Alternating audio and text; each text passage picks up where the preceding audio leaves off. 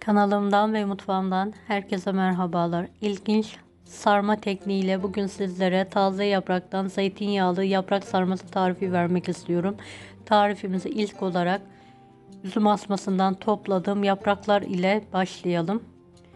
Evet, bahçeden üzüm asmasından taze yapraklardan büyüklerinden kopartarak dizi haline getirdim. Hepsini aynı boy olacak şekilde dizdim. Sap kısımlarını kopardım ve haşlanmaya hazır bir şekilde gördüğünüz gibi. Evet, iç harcı için 2 adet kuru soğan bol zeytinyağında kavrulur. Kavrulan kuru soğanların içine 2 su bardağı pirinç, yarım su bardağı yıkanmış pirinç eklenir ve topak olana kadar sürekli karıştırılarak kavrulmaya bırakılır. 1,5 tatlı kaşığı damak tadınıza göre tuz eklenir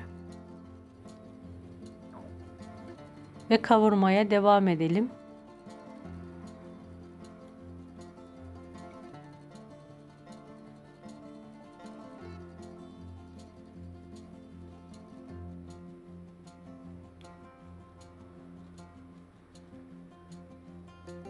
Evet, kavrulduktan sonra yarım su bardağı soğuk su ekleyelim. Hızlıca karıştıralım. Kapağını kapatalım ve hemen altını kapatarak demlenmeye bırakalım. Demlenmiş ve soğumuş iç harcın üzerine doğranmış dereotu, maydanoz ve taze nane eklenir. İstenilen baharatları ekleyebilirsiniz. Ben kırmızı pul biber, taze kuru nane, karabiber ekledim. Daha sonra karıştırdım. Sizler daha farklı baharatlar da ekleyebilirsiniz. Sarmada ben domates suyu veya salça kullanmıyorum. Zeytinyağlı yaptığım için bu şekilde daha lezzetli oluyor. Kaynamış suya taze yapraklar atılır ve kısık ateşte yumuşayana kadar haşlanmaya bırakılır. İlk yapraklar normal yapraklardan daha uzun sürede haşlanır. Bu püf noktasına dikkat edelim. İlk yapraklar sert olduğu için biraz daha fazla haşlanır. İkinci yaprak ve daha sonraki yapraklar daha ince olur. Evet, arkalı önlü arada karıştırarak haşlanmaya bırakalım. Yeteri kadar haşlandığında sudan çıkararak yapraklarımızı bir tepsiye alalım. Fazla suyunu süzelim mutlaka.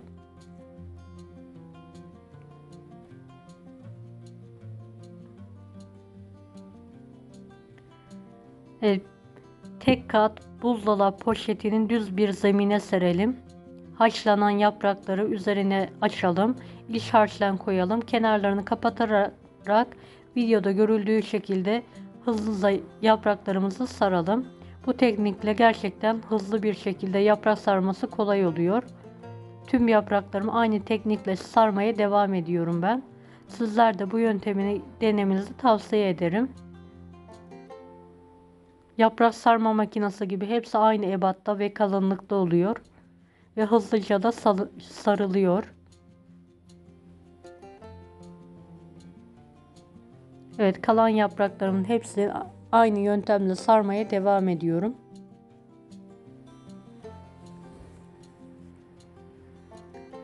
Videomu bu kısma kadar izlediyseniz yorum kısmına herhangi bir emoji bırakırsanız bana destek olmak için sevinirim.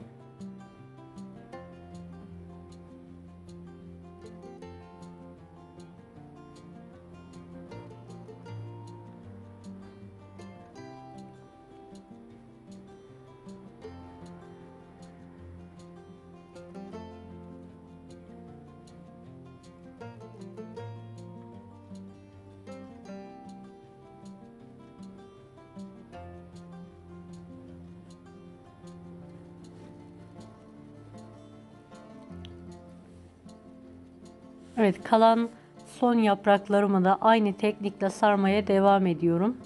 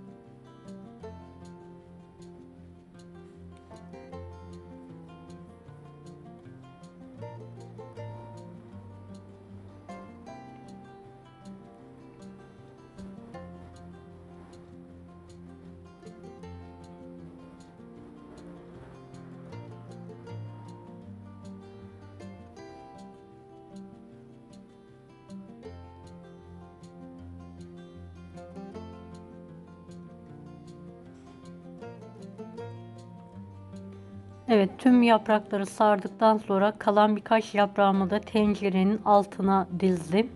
Aynı tencereye sardığım yaprakları düzgün bir şekilde diziyorum.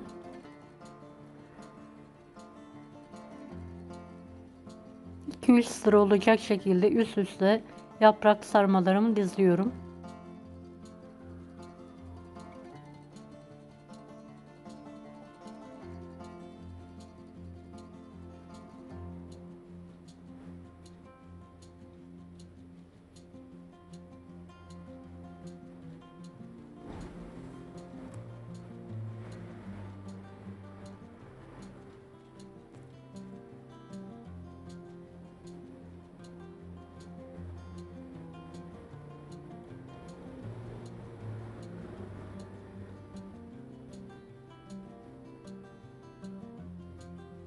Evet, sardığım yaprakları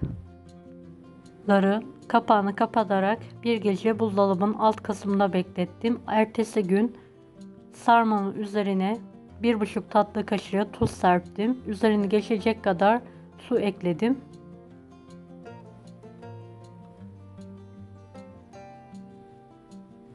Kapağını kapatarak kaynayana kadar yüksek ateşte, daha sonra kısık ateşte pişirmeye bıraktım. Suyu biten ve yumuşayan yaprak sarmasının üzerine bolca zeytinyağı gezdirdim. Kapağını kapatarak pişirmeye devam ettim. Pişen yaprak sarmalarımı servis tabağına alarak ikramı hazırladım. Şahane bir yaprak sarmasıydı. Mutlaka sizler de denemenizi tavsiye ederim.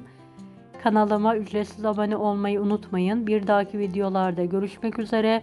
Allah'a emanet olun. Hoşça kalın.